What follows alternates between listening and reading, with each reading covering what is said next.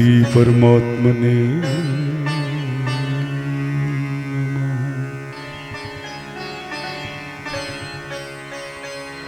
ओम श्री गुरुचरण कमलेभ्यो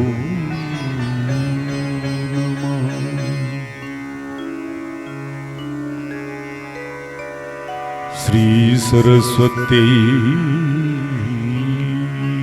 नमः। ओम श्री कृष्णचंद्राय नमः। श्री गणेशाय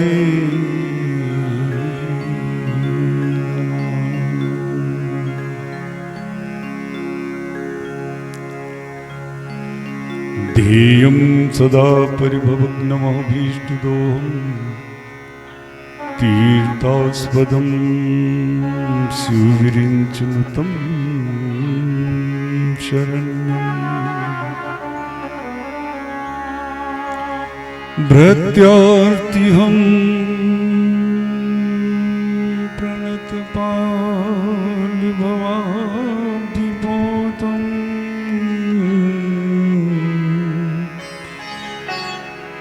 वन्दे महापुरुषते चरणारविन्दम्।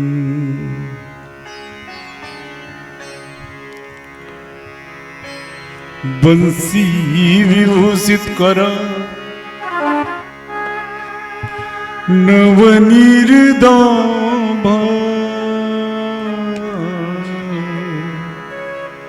पीताम्बरदरुणबिम्ब फलाधरोष्टा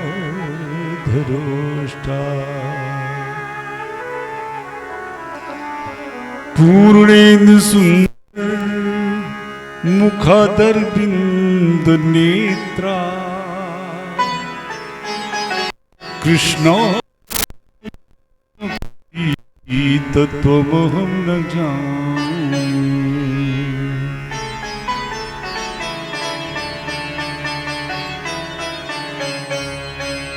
सच्चिदानंद रूपाय विश्वोत्पत्त्यादि हेतवे तापत्रय विनाशाय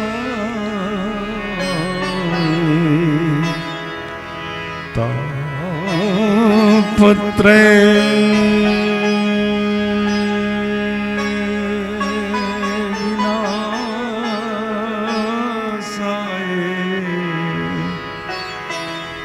श्री कृष्णाय वयं नमः।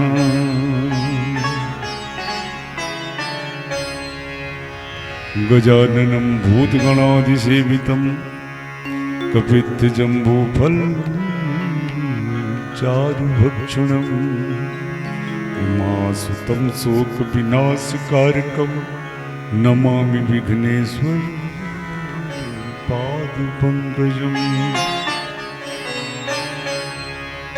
श्री रामचंद्र चरणो मनसाय स्मरामि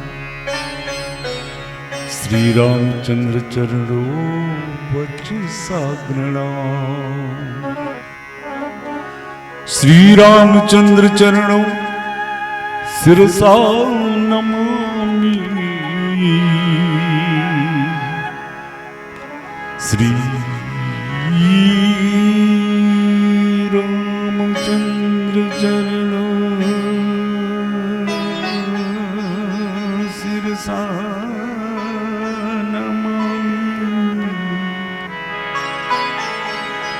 श्री रामचंद्र चरणो शरणं प्रपद्ये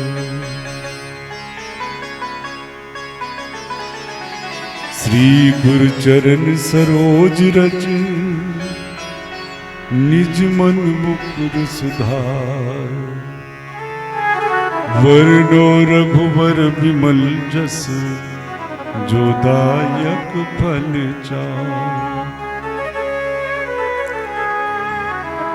बुद्धिहीन दीन तन जानी के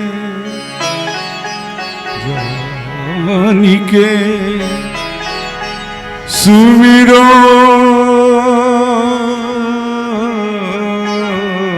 पवन कुमार।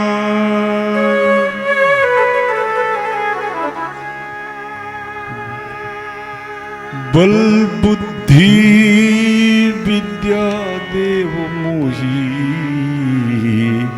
हरहु कलेश विकार। अपने अपने घरन की सबका हो को पीर, तुम ही पीर सब घरन की। हे मेरे राम तुम ही पीर सब घरन की। तुम धन्य धन्य रघुवीर। भक्ति भक्ति भगवंत गुरु चतुर नाम बपुए, जिनके पद बंदन किए नासत विघ्न अनेक। नासत विघ्न अनेक नासत विघ्न अनेक। श्री बालकृष्ण कन्हैया लाल की, श्री भागवत भगवान की, श्री सुखदेव जी महाराज की, श्री व्यास जी महाराज की, संत समाज की, श्री रामलला सरकार की, अयोध्या धाम की, वृंदावन धाम की, श्री हनुमान जी महाराज की, श्री गणेश भगवान की, श्री शंकर भगवान की, ग्राम देवता की, ग्राम देवी की, वीर बजरंग बली दादा की। हर हर महादेव। जय जय श्री राधे। परम मंगलमय परात्पर अखिलेश्वर अकारण करुणा बरुलाले कलक्त रूपी तापमरधारी श्री बालकृष्ण लाल की वांग्मयी प्रतिमूर्ति श्रीमद् भागवत भगवान के पावन पाद पद्मों में साष्टांग दंडवत प्रणाम करते हुए आचार्य श्री सुखदेव जी महाराज, श्री व्यास जी महाराज का चरण वंदन करते हुए पूज्य गुरुदेव भगवान के चरणों में सत सत नमन कोट सा बारंबार प्रणाम करते हुए आवाहित समस्त देवी देवजन के चरणों में कोट सा बारंबार प्रणाम करते हुए यहाँ के कण कण को अपने मस्तक पर धारण करते हुए पंडाल कक्ष में उपस्थित जनता जनार्दन बाल गोपाल माताओं बहनों का हार्दिक अभिनंदन स्वागत करते हुए भागवत सप्त संहिता का आज पंचम दिवस और हमारे श्री लाला का प्राकट्य दिवस। आइए रोज की भांति आज भी सबसे पहले हम सभी अपने मन और वाणी को पवित्र करने हेतु भगवत नाम संकीर्तन का आश्रय लें। तत्पश्चात उनकी प्रेरणानुसार उनकी मंगलमयी कथा जो सज्जन वृंद भी गृह कार्यों में है, तो जिंदगी है जब तक फुर्सत नहीं है काम से। ये जो सुंदर सुनहरा अवसर मेरे सरकार ने स्वयं कृपा करके उपलब्ध करा दिया है, सभी शीघ्रता कर पंडाल कक्ष में उपस्थित होने का प्रयास करें। जो उपस्थित हो चुके हैं खूब भाव से, खूब प्रेम से हमारे साथ भगवत संकीर्तन करें। श्री राधे राधे गोविंद गोविंद राधे, श्री राधे राधे गोविंद गोविंद राधे, श्री राधे राधे गोविंद गोविंद राधे, श्री राधे राधे गोविंद गोविंद राधे,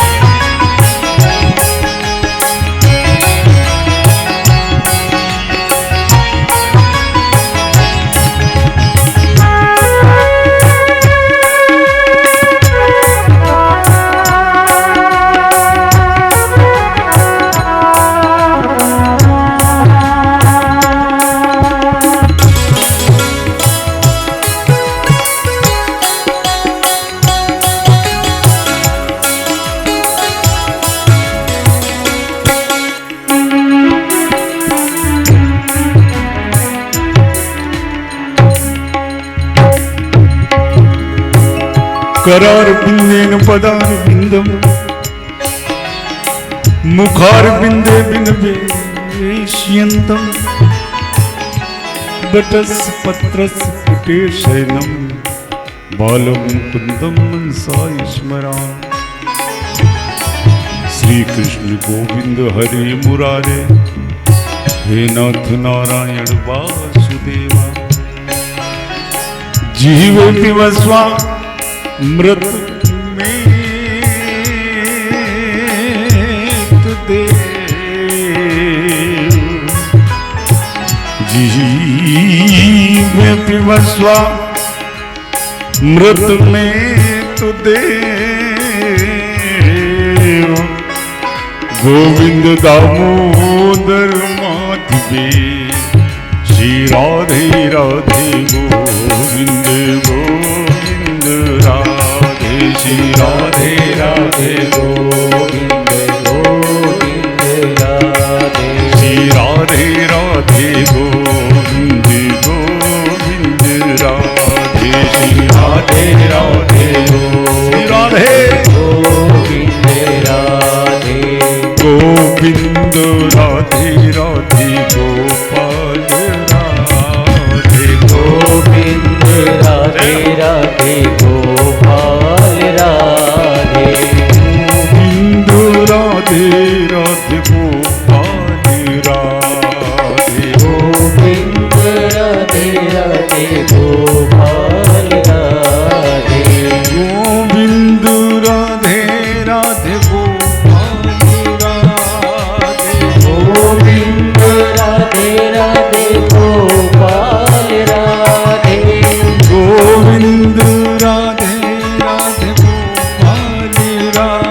राधे गोविंद राधे राधे गोपाल राधे गोविंद राधे राधे गोपाल राधे गोविंद राधे राधे गोपाल राधे श्री राधे राधे गोविंद गोविंद राधे श्री राधे राधे गोविंद राधे।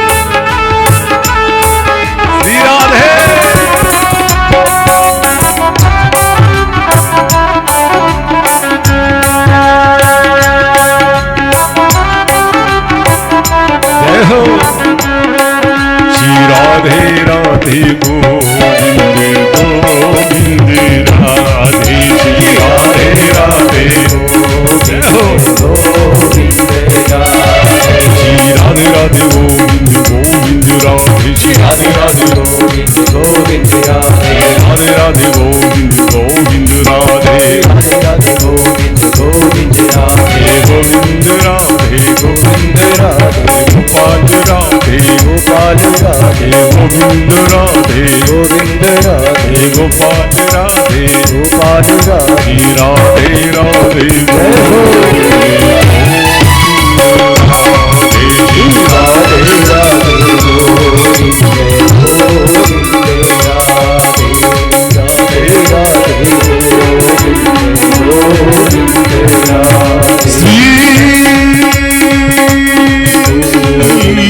राधे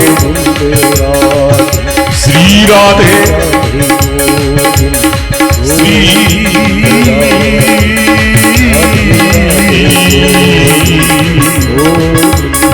श्री राधे राधे राधे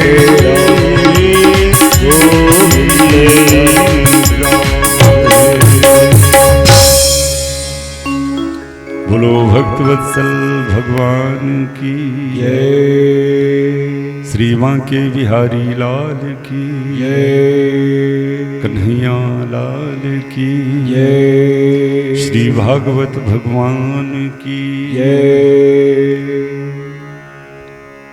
संत समाज की जय। श्री वीर बजरंगबली दादा की जय। हर हर महादेव।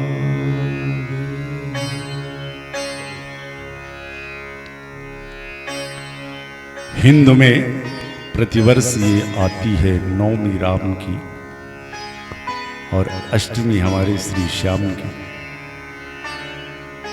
साल में तो हर भारतवासी एक बार प्रभु श्री राम का जन्मोत्सव और हमारे श्री श्याम जी का जन्मोत्सव तो खूब धूमधाम से मनाते ही हैं।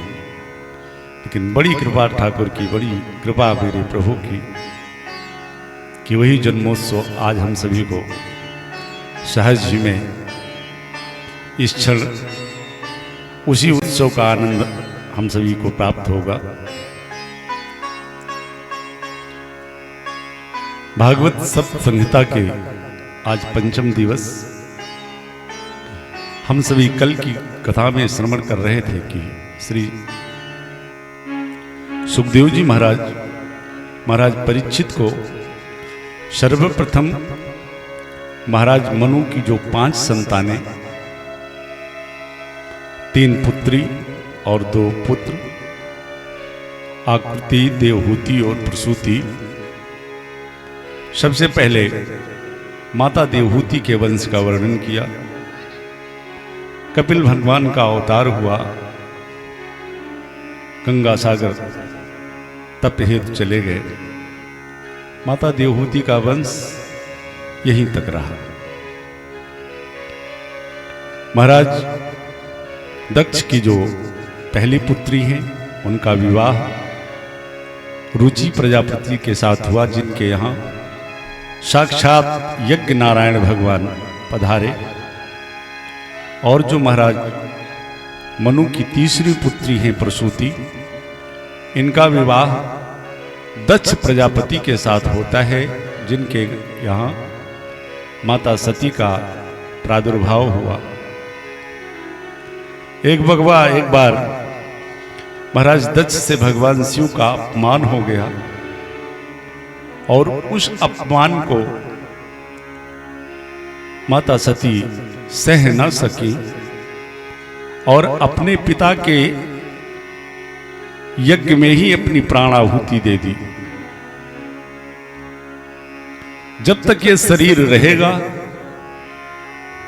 दक्ष पुत्री के नाम से बुलाई जाऊंगी और ये मुझे गंवारा नहीं कि शिव का अपमान करने वाले इस पिता की पुत्री कह के लोग मुझको पुकारें।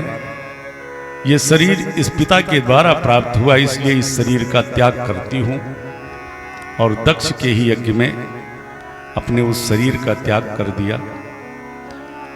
महाराज भोले बाबा ने अपने गणों को भेज करके यज्ञ विध्वंस करवाया। फिर बाद में वो तो औढ़रदानी है, सभी देवताओं की प्रार्थना पर पुनः दक्ष को जीवन दान प्रदान किया। अब महाराज मनु के 2 पुत्र हैं, महाराज उत्तानपाद और प्रियव्रत। सबसे पहले महाराज उत्तानपाद के वंश का वर्णन करते हैं श्री सुखदेव जी महाराज। महाराज उत्तानपाद वही हैं कि जिनके घर श्री ध्रुव महाराज बेटा बन करके आए। इस दुनिया में कौन ऐसा है कि जो ध्रुव और प्रहलाद जैसा बेटा नहीं चाहेगा? चाहता हर कोई है, लेकिन ध्रुव, प्रहलाद, श्रवण, पुंडरीक जैसे बेटे पाने के लिए तो जब जीवन में हम कुछ करेंगे तभी ऐसे बेटे मिलेंगे, नहीं वरना धुंधकारी तो घर घर में देखने को मिल रहे हैं। महाराज उत्तानपाद महारानी का नाम सुनीति, जो हमेशा अच्छी नीति पर चलने वाली है। 2 महारानियां हैं महाराज उत्तानपाद के, एक सुरुचि, एक सुनीति। जो शास्त्रोक्त नीतियां हैं उस पर चलने वाली जो नारियां हैं, शास्त्रों ने जो हमारे लिए मार्ग बनाया है कि इस मार्ग पर चलना, उस मार्ग पर चलने वाली जो सुनीति है उसके घर ध्रुव जैसा बेटा आता है। लेकिन सुरुचि जो अपने रुचि के अनुसार कार्य करने वाली है अपने रुचि के हिसाब से ही चलने वाली है, अपने रुचि के हिसाब से ही खाने वाली है। खाने वाली वस्तु तो खा ही रहे हैं, जो नहीं खाने वाली है उसको भी खाए जा रहे हैं। हा? थोड़ा सा विचार करो कि जो भी स्वाद हम लेते हैं वो इस रसना के अतिरिक्त और कहीं से महसूस होता है उस स्वाद का। हा? जब तक इस मुंह में इस रसना के पास है उसका रस, तभी हम सोच रहे हैं ये रसगुल्ला पा रहे हैं, ये पनीर पा रहे हैं, हाँ ये पा रहे हैं। और जहां गले से नीचे उतरा तो नीचे तो स्पेलर लगा हुआ है सब एक आइटम। तो केवल इस रसना को सुख देने के लिए हम अपने रुचि अनुसार भोजन करते जा रहे हैं। तो जब ऐसी मति हमारी होगी, अपने रुचि के अनुसार चलेंगे, तो भाई घर में भागवत में 4 प्रकार के पुत्रों का वर्णन है। 4 प्रकार के पुत्र होते हैं।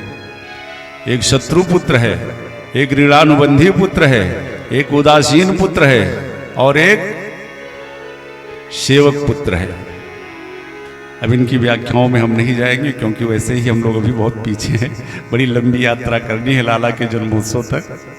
तो सेवक पुत्र के लिए तो जब जीवन में हमने कभी कुछ किया होगा, तपस्या किया होगा, तभी श्रवण और पुंडरीक, ध्रुव, प्रहलाद जैसे बेटे हमको प्राप्त होंगे। महाराज ध्रुव को देखो, महाराज उत्तानपाद की महारानी सुनीति एक बार सुदूर प्रांत में भ्रमण करने के लिए गए। वहां की राजकुमारी सुरुचि को देखा तो आसक्त हो गए, विवाह कर लिया। लेकिन सुरुचि जब राजमहल में आई और बड़ी महारानी सुनीति को देखा तो पूछा, महाराज ये कौन है? महाराज उत्तानपाद ने कहा, ये मेरी बड़ी महारानी है। सुरुचि ने कहा, महाराज अगर ये इस महल में रहेगी तो मैं नहीं रहूंगी। महाराज उत्तानपाद, चूंकि आसक्ति हमें गर्त में गिरा देती है, इसलिए सुरुचि के प्रति आसक्ति महारानी सुनीति को महल से निकाल दिया। उस समय माता सुनीति गर्भ से थी। श्री ध्रुव महाराज उस समय माता सुनीति के उदर में उदरस्थ थे। माता सुनीति शास्त्रों की नीति पर चलने वाली नारी, जैसे महल में वैसे घर महल के बाहर। संत श्री नारद जी महाराज अन्य तमाम ऋषियों के आश्रय में और कुटिया बना के रह रही हैं, लेकिन ये एक निर्णय लिया कि इस अपने होने वाले पुत्र को यशस्वी, तेजस्वी, मनस्वी बनाऊंगी और ऐसी शिक्षा में इसे दूंगी कि आने वाले कई युगों में मेरे बेटे का नाम चलता रहे। और वास्तविकता यह है कि हम अपनी संतान को जैसा चाहे वैसा बना सकते हैं। आज की तो विडंबना हो गई है कि माता पिता बालक ही बोलावें और उदर भरई सोई नीत सिखावें। किसी तरह पेट पालन हो, बस इस शिक्षा के अतिरिक्त और कोई संस्कार बचा ही नहीं। तो अपेक्षा कहां से रखोगे भैया?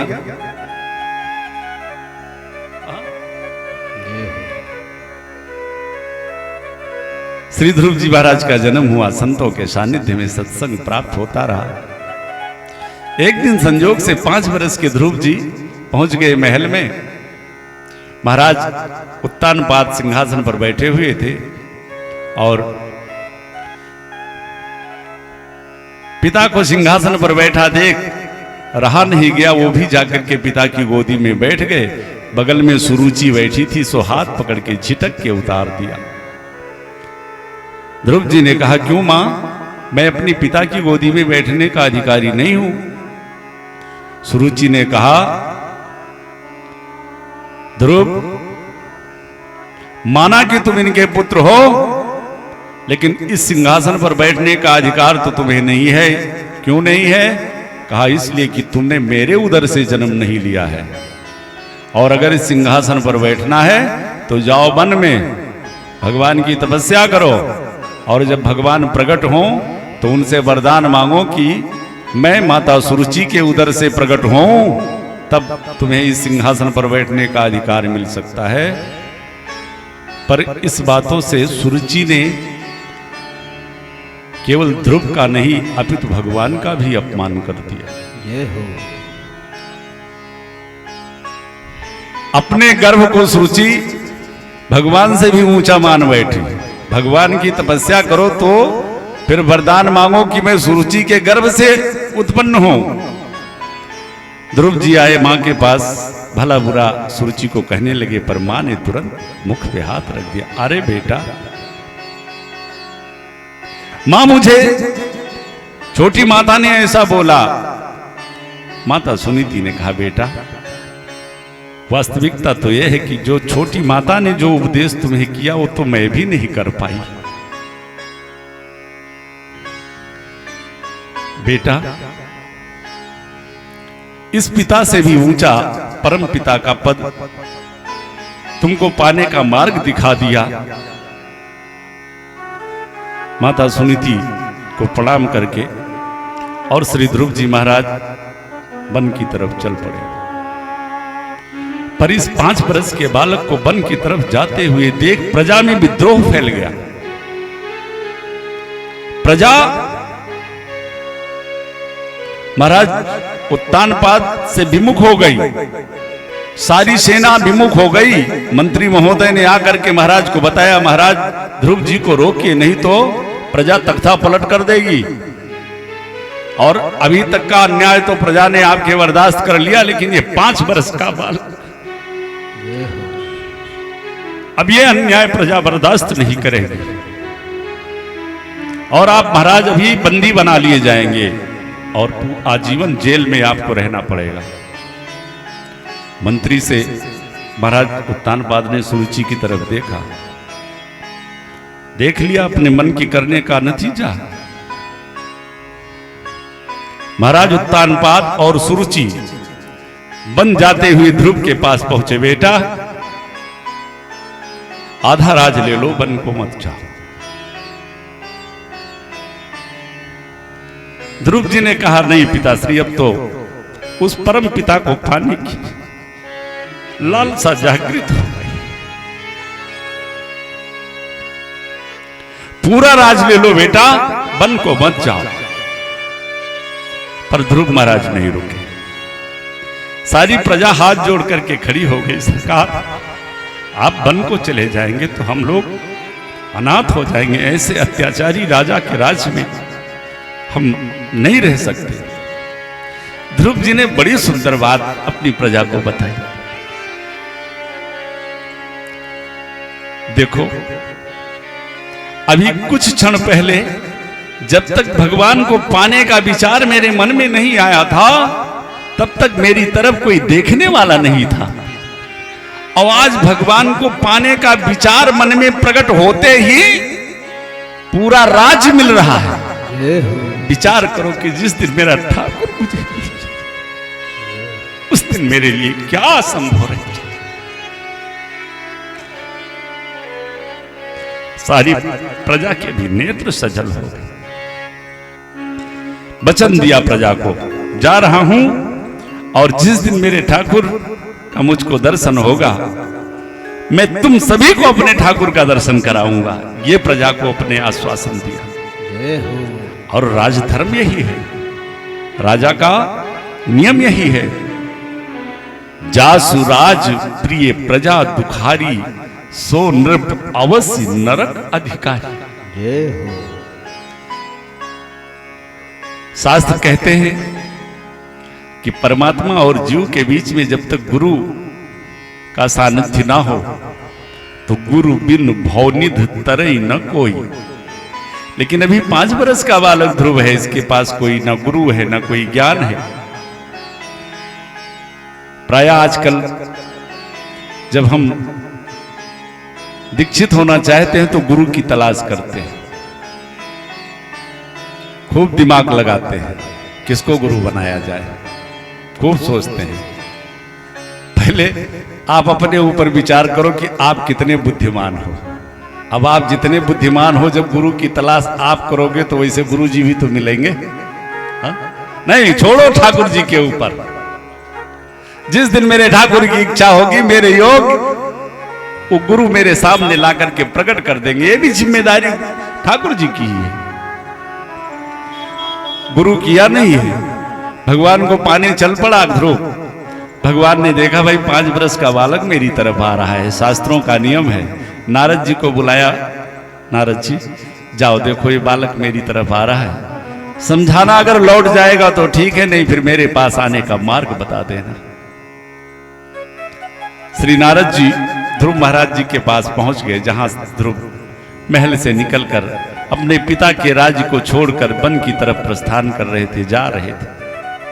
5 वर्ष का बालक, दुनिया का कुछ खगोल भूगोल कुछ पता ही नहीं, बस चल पड़ा भगवान की तरफ। नारद जी आ गए।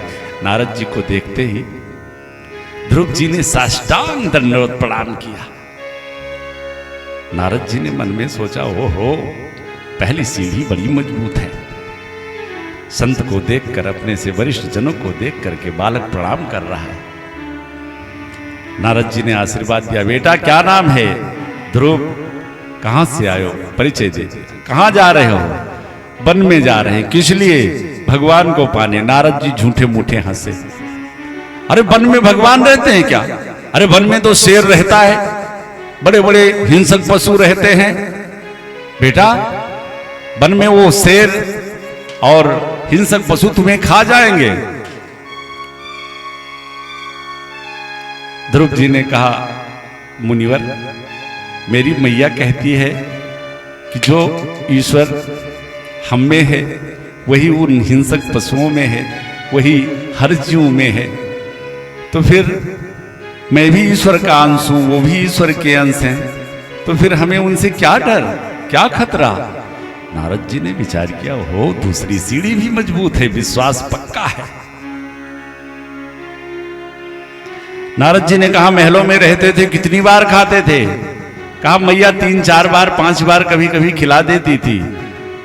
नारद जी ने कहा, वन में तुम्हें कुछ खाने को नहीं मिलेगा। तो ध्रुव जी ने कहा, बाबा जब दांत नहीं तब दूध दियो। अरे अब दांत भरे तो कछु और भी देगा। विचार कीजिए, हमारी माताएं बच्चे को जन्म देती हैं और जन्म देते ही उनके स्तनों में दुग्ध का स्राव हो जाता है। ये कहां से आ रहा है? लोग कहते हैं कि क्षीर सागर एक कपोल कल्पित कल्पना है, कभी दूध का भी समुद्र हो सकता है, लेकिन मेरे ठाकुर जी इसीलिए क्षीर सागर में रहते हैं। भाई लाखों करोड़ों बच्चे जन्म ले रहे हैं, उनके लिए आहार देना है। तो ध्रुव जी ने कहा, जब दांत नहीं तब दूध दिए, अब दांत भये तो कुछ और भी देगा। नारद जी मन रहे हैं, पर ध्रुव जी ने एक बात कही कि बाबा हमको तो लगता है कि आप संत नारद नहीं हो, नारद के वेश में कोई बहुरूपिया लगते हो। नारद जी आश्चर्य में, क्यों बेटा? कहा, महाराज मेरी मैया कहती थी कि जिसको नारद जी का दर्शन हो गया उन्हें ठाकुर जी का दर्शन जरूर होता है। और आप कैसे नारद जी हो कि मुझे भगवान के पास जाने के बजाय मुझे वापस महलों में भेजने का प्रयास कर रहे हो? आप नारद नहीं हो सकते। नारद जी के तो नेत्र सजल हो गए, दौड़ के ध्रुव को अपने हृदय से लगा लिया और ऐसा उपदेश किया कि मात्र नारद जी के बताए हुए मार्ग पर चलकर ध्रुव जी 5.5 महीने में ही उस प्रभु परमात्मा को प्राप्त कर लिया। गुरु हमारे जीवन में 3 प्रकार के होते हैं, गुरु, सद्गुरु और परम गुरु। गुरु का काम है नामदान देना, ज्यादा उसको जानकारी नहीं है, नामदान आपको दे दिया, लेकिन जो भगवान के पास जाने का आपको मार्ग बता दे वो आपका सद्गुरु हो गया। और कदाचित मार्ग बताने पर भी आप नहीं पहुंच पा रहे हैं तो वो परम गुरु है कि जो आपकी बाह पकड़ करके और भगवान के सामने ले जाकर के खड़ा करते हैं। हमारे श्री गोस्वामी तुलसीदास जी महाराज के भी 3 गुरु हैं। स्वामी नरहरिया दास जी ने नामदान दिया और सदगुरु है एक प्रेत श्री गोस्वामी तुलसीदास जी का, जिसने भगवान के पास जाने का मार्ग बताया। हनुमान जी से मिलवा दिया और हनुमान जी तो ऐसे कि गोस्वामी तुलसीदास जी के सामने रघुवीर जी आते हैं फिर भी नहीं पहचान पाते हैं। हनुमान जी देखिए परम गुरु बन गए श्री गोस्वामी तुलसीदास जी के। चित्रकूट के घाट पर चंदन घिस रहे थे, राजकुमार के वेश में ठाकुर जी आए, बाबा से कहा चंदन लगाओ। बाबा ने कहा स्नान करके आया हूं, अभी क्षत्रिय कुमारों को छू लूंगा तो फिर ठाकुर सेवा के लिए पूजा के लिए मुझे स्नान करना पड़ेगा, इसलिए कटोरी बढ़ा दिया। महाराज आप अपने हाथ से लगा लो। वो तिलक दे रहे हैं, हनुमान जी ने विचार किया कि अभी तिलक लगा करके सामने से चले जाएंगे, चेला पहचान नहीं पाएगा। क्या किया, तोते का रूप बनाया और वहीं बटवृक्ष के ऊपर बैठ करके बोल दिया कि चित्रकूट के घाट पर भई संतन की भीड़, तुलसीदास चंदन घिसे तिलक दिए रघुवीर। समझ गए गोस्वामी तुलसीदास जी महाराज, पकड़ लिया आपने। तो ये परम गुरु का काम है। श्री नारद जी के बताए हुए मार्ग पर चल करके श्री ध्रुव महाराज मात्र 5.5 वर्ष में, 5.5 महीने में ही ठाकुर की प्राप्ति कर ली। एक बड़ा सुंदर चित्रण आता है जब भगवान ध्रुव के सामने प्रकट होते हैं तो न ध्रुव कुछ बोल रहे हैं और न ठाकुर जी कुछ बोल रहे हैं। घंटों बीत गए। घंटों के बाद श्री ठाकुर जी मुस्कुराए और जब हमारे भगवान जी मुस्कुराए तो ध्रुव जी भी मुस्कुराए। और ध्रुव जी मुस्कुराए तो आकाश मंडल से तमाम देवता जन देख रहे थे, वो भी मुस्कुराए। देवताओं का मुस्कुराना देख करके श्री सुखदेव जी महाराज, जहां महाराज परीक्षित को भगवान की कथा सुना रहे हैं, श्री सुखदेव जी मुस्कुराए। और श्री सुखदेव जी का मुस्कुराना देखकर महाराज परीक्षित भी मुस्कुराए। और महाराज परीक्षित का हंसना देख करके जितने संत समाज में लोग बैठे थे सभी हंसने लगे। कारण क्या था? ठाकुर जी तो मुस्कुराए कि देखो ये भक्त मेरा इतने दिनों से तपस्या कर रहा है और जब इसके सामने में प्रकट हुआ तो अब ये मुझसे कुछ बोल ही नहीं रहा। ध्रुव जी मुस्कुराए कि मैं बोलूं क्या, मुझे बोलना आता क्या है जो मैं आप से बोलूं, क्या वंदन करूं, क्या स्तुति मैं आपकी करूं, मुझे कुछ आता ही नहीं। देवता लोग आकाश मंडल से विचार कर रहे हैं, देखो इस ध्रुव को अगर मेरे सामने कहीं भगवान प्रकट हुए होते तो अब तक तो वरदानों की लिस्ट रख देते सामने, ये दे दो, ये दे दो, ये दे दो।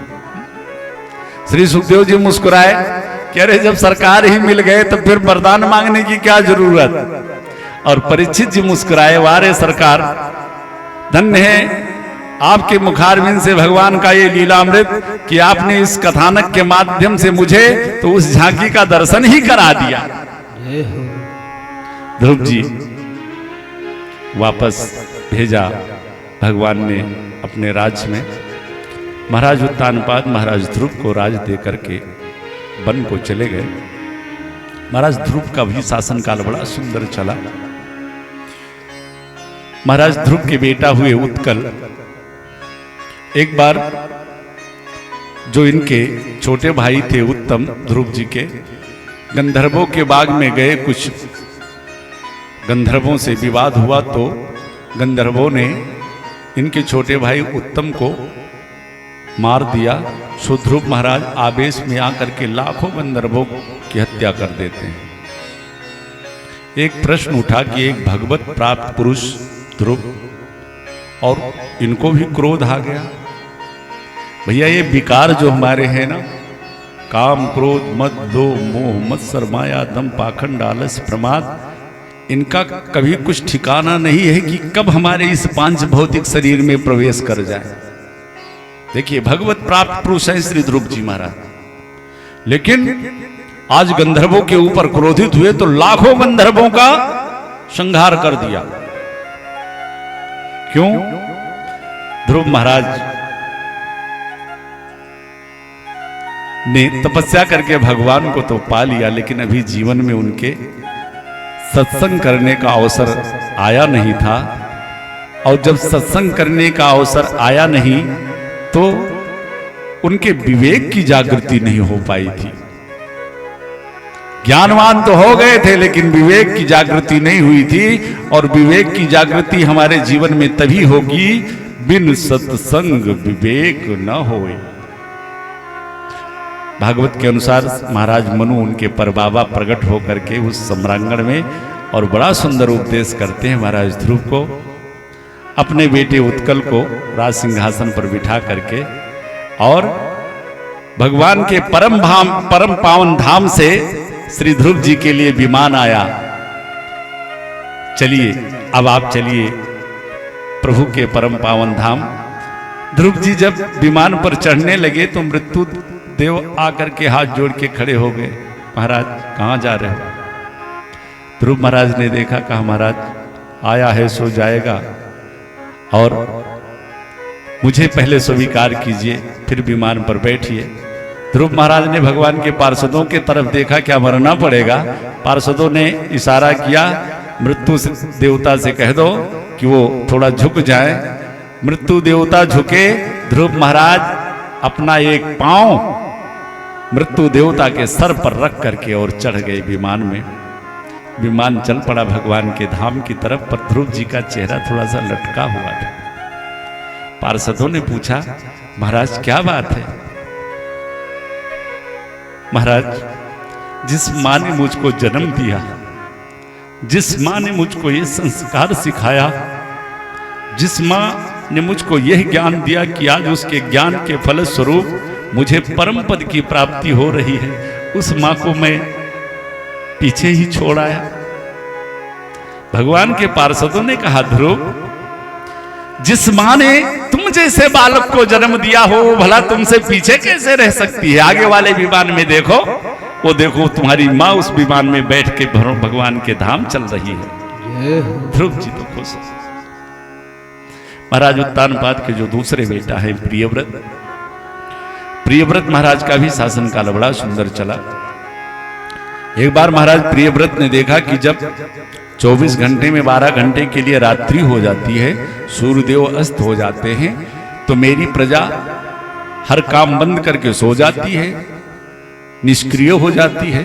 ऐसा कुछ करूं कि रात्रि हो ही ना, और अगर रात्रि होगी नहीं तो 24 घंटे हमारी प्रजा जब क्रिया में रहेगी, कार्य में रहेगी, तो हमारे प्रजा का बड़ा उत्थान होगा।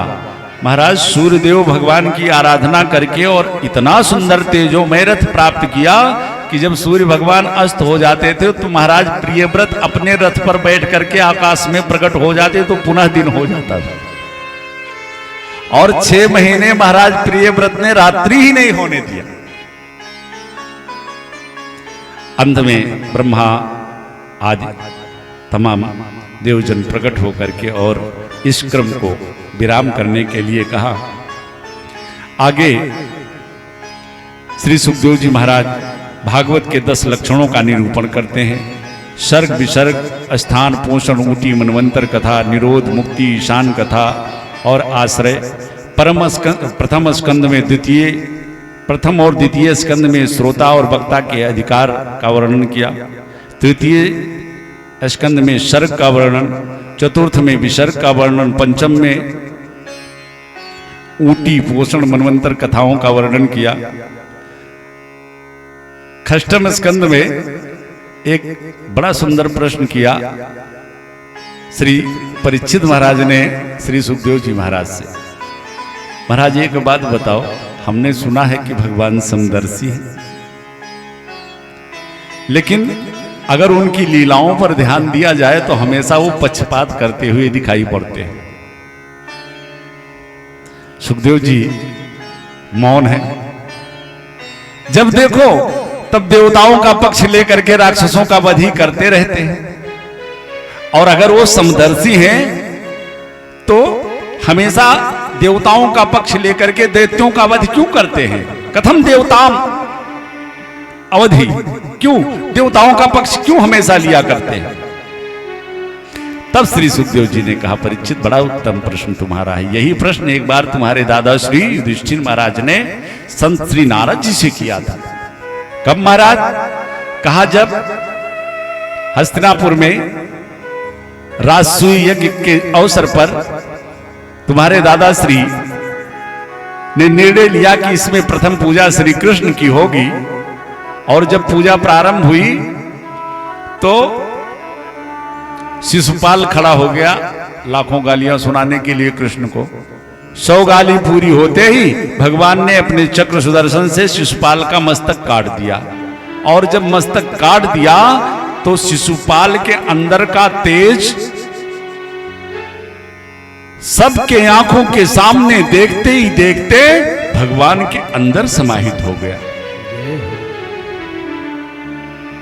महाराज युधिष्ठिर ने श्री नारद जी से पूछ लिया, महाराज इतना अत्याचारी दुष्ट आत्मा का ये आत्मस्वरूप और भगवान में विलीन हो गया। तब श्री नारद जी ने कहा, महाराज भगवान ने आपको ये निश्चित नहीं किया कि तुम केवल मुझसे भक्त और भगवान का ही संबंध रखो तो मैं तुम्हें मिलूंगा या तुम्हें अपनाऊंगा। तुम कोई ना कोई रिश्ता मुझसे जोड़ लो, बस चाहे जो रिश्ता बना लो, कोई ना कोई संबंध जोड़ो। और उन्हीं रिश्तों में भगवान ने कहा, चलो भाई माता पिता मित्र नहीं बना सकते तो कम से कम शत्रु ही बना करके कम से कम शत्रुता का ही रिश्ता तुम जोड़ लो। और मेरे ठाकुर की दयालुता देखो, जो गति बड़े बड़े अमलात्मा विमलात्मा संत महात्माओं को प्रदान करते हैं मेरे ठाकुर, वही गति जो राक्षस उनको मारने खारने सामने से गाली देते दौड़े चले आ रहे हैं। तो एक ही बाण प्राण हर लीना, लेकिन भेजा कहा उन्हें, दीन जानते ही निज पद दीना। तो ये दृष्टि का भेद है परिचित। भगवान कभी किसी का पक्षपात नहीं करते, क्योंकि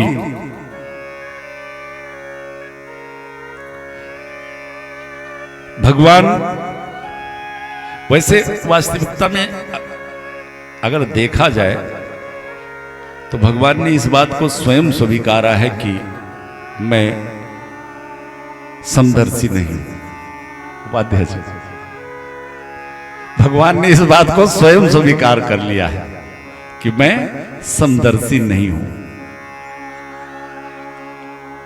हां, समदर्शी मोहि कह सब कोऊ, मुझे लोग समदर्शी कहते जरूर हैं पर मैं हूं नहीं।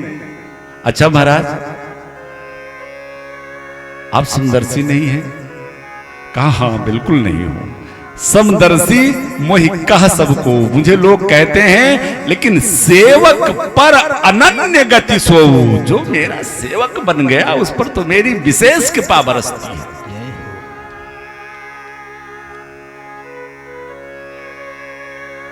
और कई प्रमाण मिलते हैं।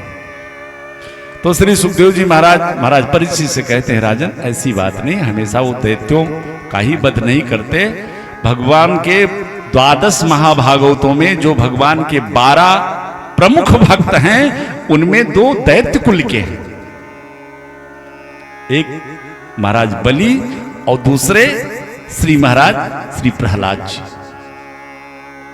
तब बड़ा सुंदर चरित्र श्री प्रहलाद जी का सुनाते हैं महाराज परीक्षित को। राजन, हिरण्याक्ष का वध हो जाने के बाद में जब हिरण्याकश्यप ने सुना कि मेरे भाई हिरण्याक्ष का वध हो गया, तो लौट के महल पे आया और बड़ी घोर तपस्या महाराज करके आया हिरण्याकश्यप। हिरण्याकश्यप ने तपस्या किया। ब्रह्मा जी जब प्रकट हुए तो ब्रह्मा जी से कहा, महाराज मुझे अमर बना दो। हाँ, हिरण्याकश्यप ने ब्रह्मा जी से कहा मुझे अमर बना दो। ब्रह्मा जी ने कहा नहीं, संशोधन करो, ये वरदान किसी को नहीं मिलता, जन्म लेने के बाद में सबको मरना पड़ता है, वरदान में कुछ परिवर्तन लाओ, संशोधन लाओ।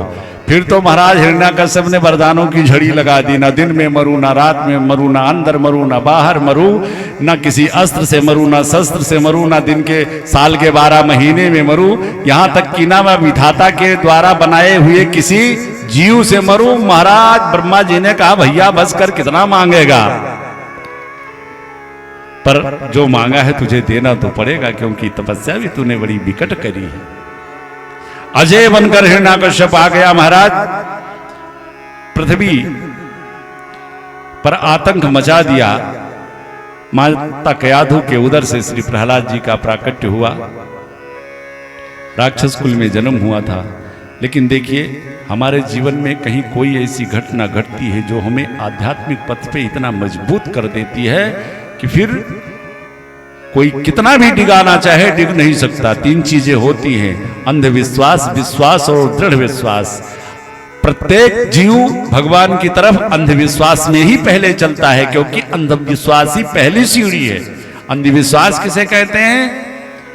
लोगों से सुन लिया, शास्त्रों में, किताबों में, पुस्तकों में पढ़ लिया कि भगवान है, चल पड़े, कोई एहसास नहीं है, कोई अनुभव नहीं है, अब चूंकि सुन के चले हो, इसको अंधविश्वास कहते हैं। आगे जाने के बाद में कुछ जीवन में ऐसा एहसास हुआ कि जिससे भगवान की सत्ता महत्ता का आपको भान हो गया, अब वही अंधविश्वास विश्वास में बदल गया। और विश्वास, अंधविश्वास जल्दी होता है, जल्दी टूटता है, विश्वास भी टूटने के लिए होता है, बहुत दिन हो जाता और आगे आपकी क्रिया कुछ ना बढ़ती, भगवान के सत्ता महत्ता का कुछ और भान ना होता तो विश्वास भी टूट जाता। लेकिन आप पहुंच गए जंगल में, भगवान की भजन साधना कर रहे थे, संजोग से शेर सामने आया, अब तो बचने का कोई साधन है नहीं। भगवान का स्मरण किया, शेर सामने से चला गया। अब मन ने कहा कि अगर भगवान ना होते तो ये शेर तो मुझे खाता पक्का, है ना। अब विश्वास हो गया और भजन करते करते एक दिन ठाकुर जी जब सामने प्रकट हो गए, साक्षात्कार हो गया, तब वही विश्वास अब दृढ़ विश्वास में बदल गया। अब आप जंगल से निकलो और जहां से जंगल खत्म होता है वहां से लोग मिले, और जहां तक दुनिया है लोग भले कहते रहे भगवान नहीं है, भगवान नहीं है, भगवान नहीं है, भगवान नहीं है, तो अभी तो आप भगवान का दर्शन करके आ रहे हो। क्या आपका ये दृढ़ विश्वास कभी खंडित नहीं हो सकता? तो ऐसी एक अंतर कथा मिलती है कि श्री प्रहलाद जी एक कुम्हार के घर एक अवे में, जलते हुए अवे से सुरक्षित भगवान नारायण के नाम का स्मरण करते उस कुम्हार को देखा और वो बच्चे सुरक्षित उस अवे से निकले। आज श्री प्रहलाद जी के हृदय में भगवान नारायण के प्रति दृढ़ विश्वास हो गया। नहीं, बिना ठाकुर की कृपा से ऐसा संभव नहीं था। इसीलिए महाराज हिरण्याकश्यप ने बड़ा प्रयास कर डाला कि प्रहलाद राक्षस कुल का है, हमारे नीति नियम पर चले, पर नहीं, प्रहलाद जी तो भगवान के अनन्य भक्त। और अंत में जब हिरण्याकश्यप को लगा कि अगर प्रहलाद जीवित रहा तो हमारे राक्षस कुल खानदान में बड़ा धर्म फैल जाएगा, जिस धर्म को मैं मिटाने का प्रयास कर रहा हूं, तो एक दिन उसने स्वयं नंगी तलवार लेकर के और प्रहलाद जी के ऊपर झपट पड़ा, मैं अपने हाथों से ही इसे मार दूंगा। प्रहलाद से पूछ लिया, प्रहलाद बता तेरा नारायण कहाँ है? प्रहलाद जी ने कहा, पिताश्री कौन सी ऐसी जगह है, कौन सा ऐसा कण है, कौन सा ऐसा क्षण है कि जहां वो है नहीं। जिस देश में तू, हर देश में तू, हर बेस में तू, तेरे नाम अनेक तू एक ही है, तेरे नाम अनेक तू एक ही है। हर देश में तू, हर बेस में तू, हर देश में तू, हर बेस में तू, तेरे नाम अनेक तू एक ही है। तेरे नाम अनेक तू एक ही है। पिताश्री कौन सी ऐसी जगह है कि जहां वो मेरा नारायण नहीं है? हिरण्यकश्यप ने कहा तो इस खंबे में भी है। प्रहलाद जी ने कहा इस खंबे में भी है। और भगवान कहां? भगवान कहां? भक्त की हां जहां भगवान वहां। भगवान ने भी कहा चलो भाई भक्त की राजी, अगर ये कहता है खंबे से तो खंबे से ही प्रकट होता हूं। हिरण्यकश्यप ने तलवार चलाई खंबे पे और महाराज गगल गगलाने वो खंभ फाटो, निकल पड़े हमारे श्री नरसिंह के रूप में। हमारे श्री ठाकुर जी बोलो नरसिंह भगवान की जय हो। चेहरा सिंह का और संपूर्ण शरीर मनुष्य का। मारे क्रोध के आंखें अंगारे बरसा रही हैं। हिरण्यकश्यप जो तलवार लिए खड़ा था भगवान ने झपट करके पकड़ा।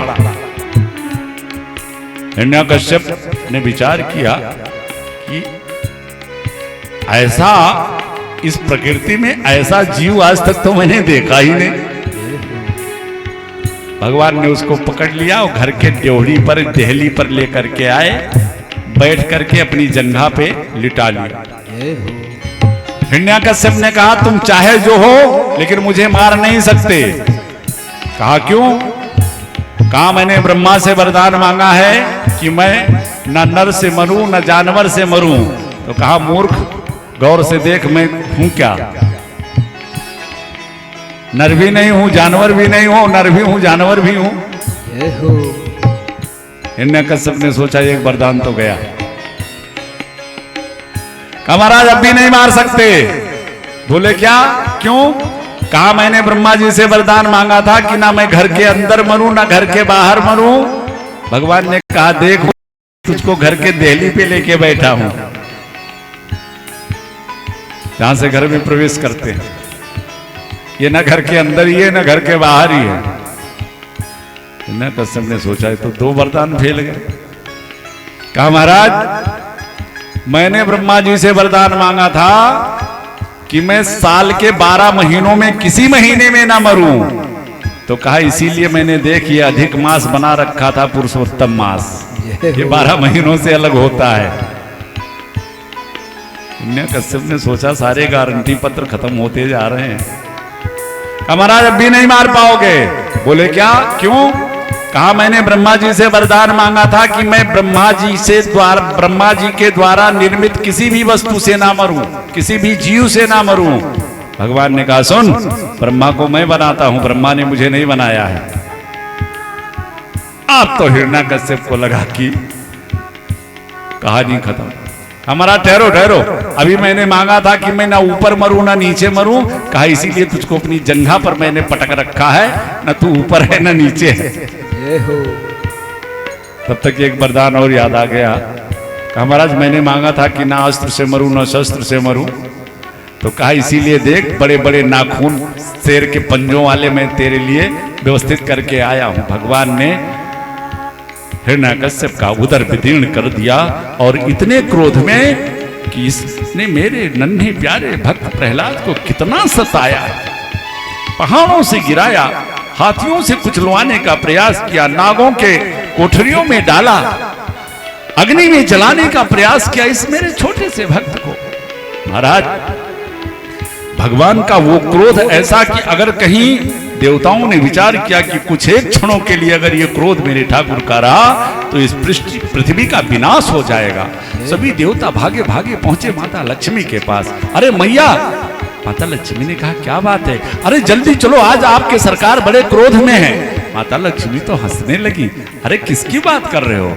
हाँ प्रभु आपके स्वामी भगवान नारायण की बात कर रहा हूं। मैया लक्ष्मी ने कहा क्या बात करते हो? जो शांताकारम भुजग सैनम है वो क्रोध में? अरे देवताओं ने कहा मैया जल्दी चल। माता लक्ष्मी ने सोने की थाली सजाई और बैकुंठ से पहुंची हिरण्यकश्यप के महल में, जहां भगवान हुंकार कर देते हैं तो सारे दिग्पाल भयभीत हो जाते हैं।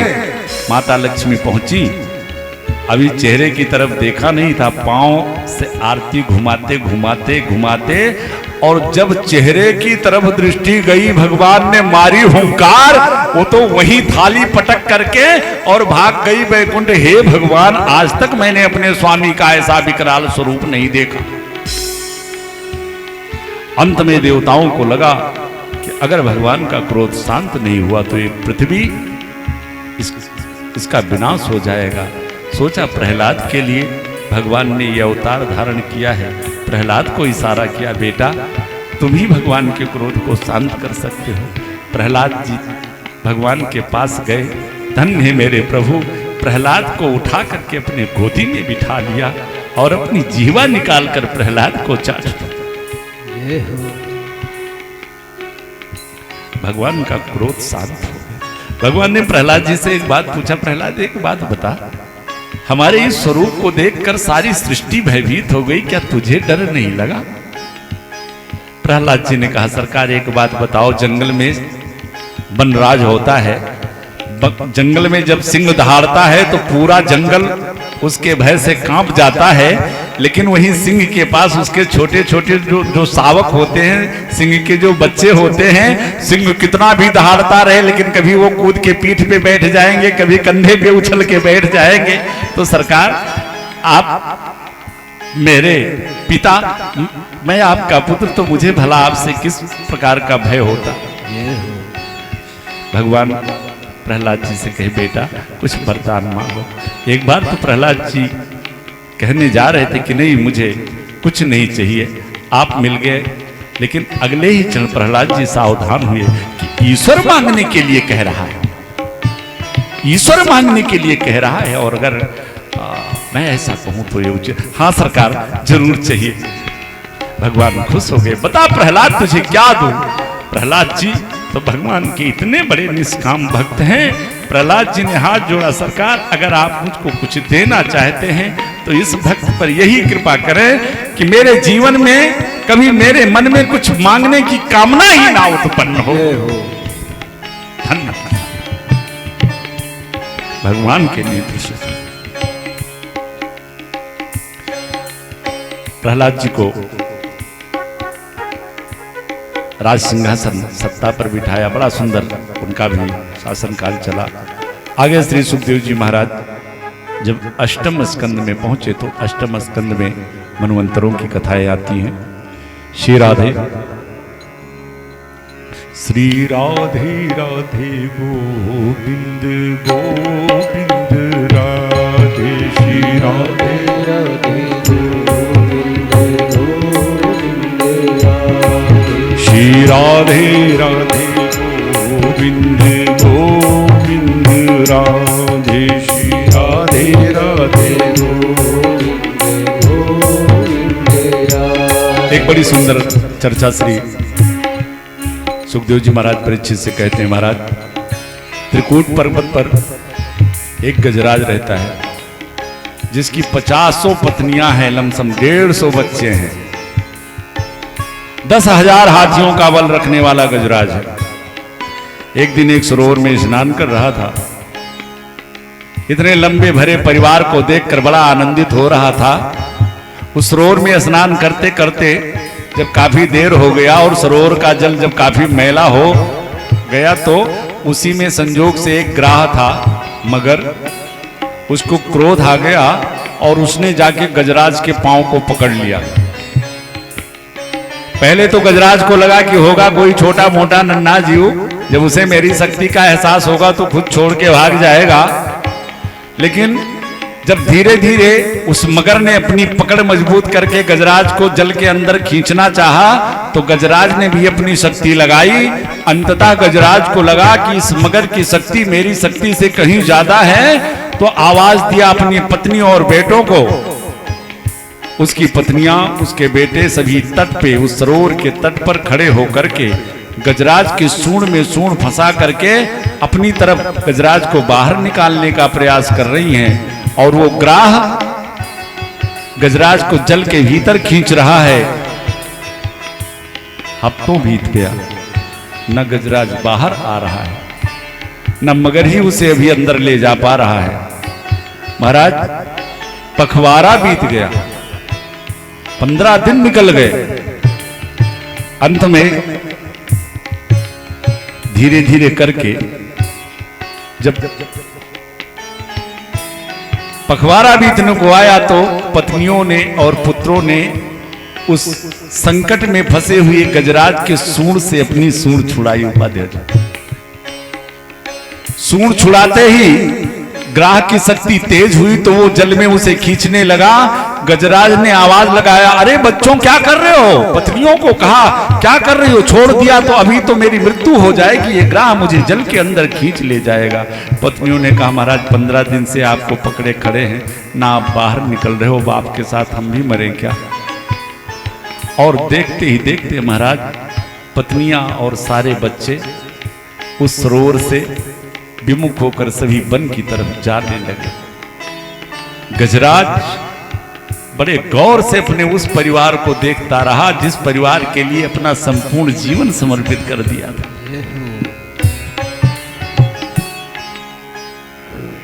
विचार करने लगा, ओहो हो,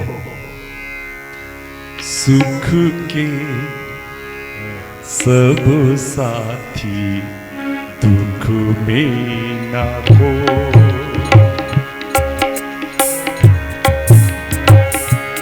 सुख के सब साथी दुख में ना हो,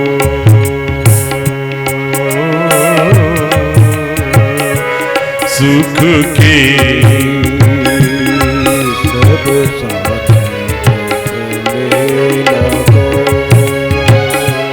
तेरा नाम। आज गजराज को एहसास हुआ कि सुख के सब साथी दुख में न। जिन परिवार के लिए, जिन पत्नियों के लिए अपना संपूर्ण जीवन, संपूर्ण समय मैंने इनको दे दिया, आज मेरे दुख के क्षणों में इन्होंने मेरा साथ छोड़ दिया। मेरे राम तेरा राम, ओ मेरे राम, मेरे राम तेरा नाम, एक साचा दूजा न को, सुख के सब साथी दुख में न को।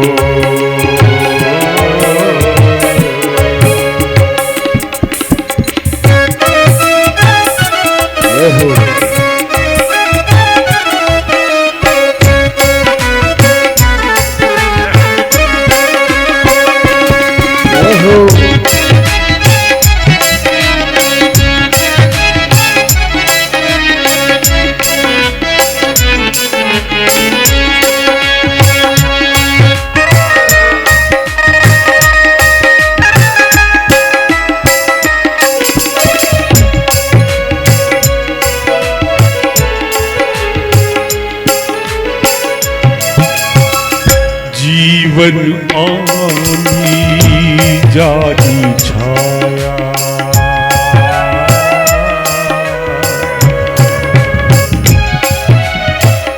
जीवन आनी जानी छाया, झूठी माया झूठी काया, झूठी माया झूठी काया, फिर काहे को सारी उमरिया,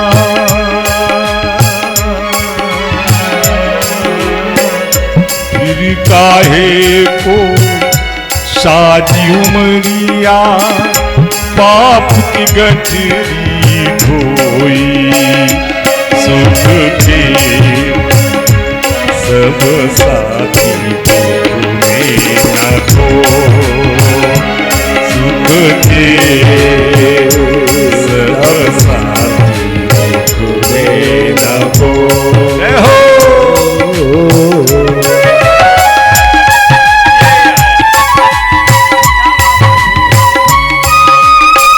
राधे।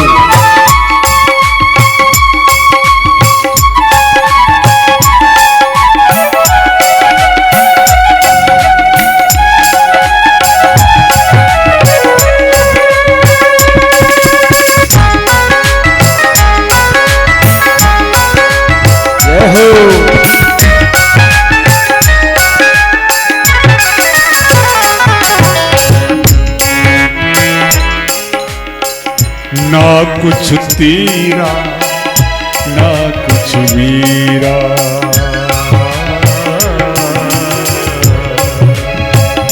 ना कुछ तेरा ना कुछ मेरा, ये जग जोगी वाला फेरा, ये जग जोगी वाला फेरा। राजा हो या रंग सभी का, राजा हो या रंग सखी का, अंत एक सा होई। सुख के सब साथी दुख में न खो, सुख के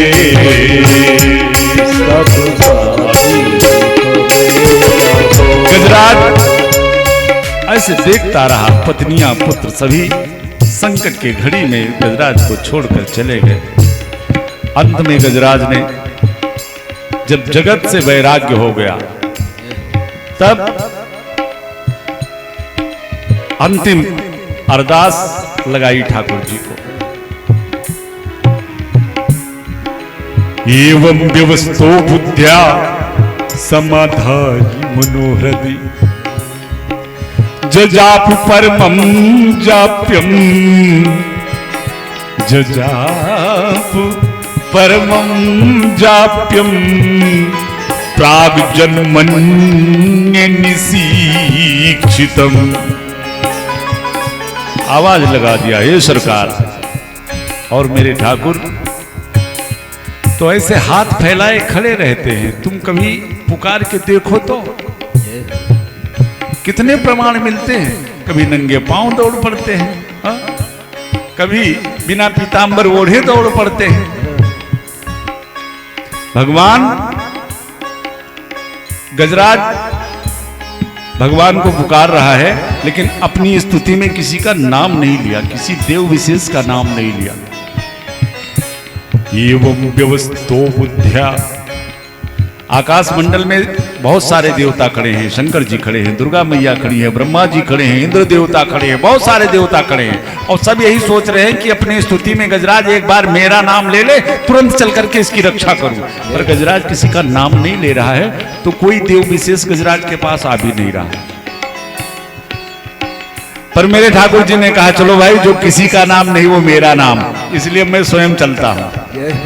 भगवान हरि रूप में गरुड़ पर विराजमान होकर के और चतुर्भुज रूप से आकर के चक्र से सबसे पहले ग्राह के मस्तक को काट दिया।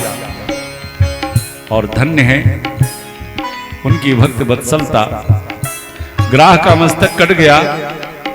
भगवान एक हाथ से गजराज को की सूंड को पकड़कर जल से बाहर निकाल रहे हैं, एक हाथ से अभी उसका मस्तक कटा था, लेकिन वो कटा मस्तक ग्राह के पांव को पकड़े हुए था। भगवान दो हाथों से ग्राह के उस मुख को छुड़ा रहे हैं और एक हाथ से अपने पीतांबर से गजराज के उस पांव में आए हुए घाव को साफ कर रहे हैं। ऐसी दयालुता है। जो गति चोक विराग जतन करी, नहीं पावत मुनि ज्ञानी। सो गति देत गीध सबरी कहूं, कि प्रभु न बहुत जिय जानी।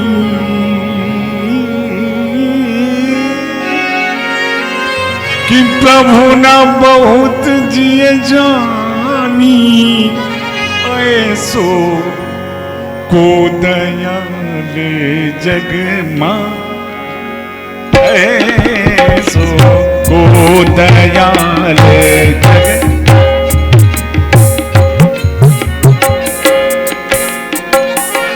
ऐसो को दयाल जग मां। भगवान ने गजराज को बचा लिया, पर अगले ही क्षण गजराज ने देखा एक चतुर्भुज रूप में कोई देवता खड़ा है सामने। भगवान से पूछ लिया, सरकार ये क्या है, ये कौन है? भगवान ने कहा, यही जो ग्राह अभी जिसका वध किया है मैंने, वही तो है। कहा, सरकार तो ये तो आपके लोक जा रहा है। भगवान ने कहा, भाई मेरे हाथों बचना तो बचना ही है, बचना तो मुक्ति है ही है, मेरे हाथों मरना भी मुक्ति ही है। गजराज ने कहा, वारे प्रभु आए मुझे बचाने और मुक्ति दिया ग्राह को मेरे से पहले। श्री राधे। हार्न बंद हो गया क्या? बंद है, बढ़ाओ। श्री राधे, श्री राधे।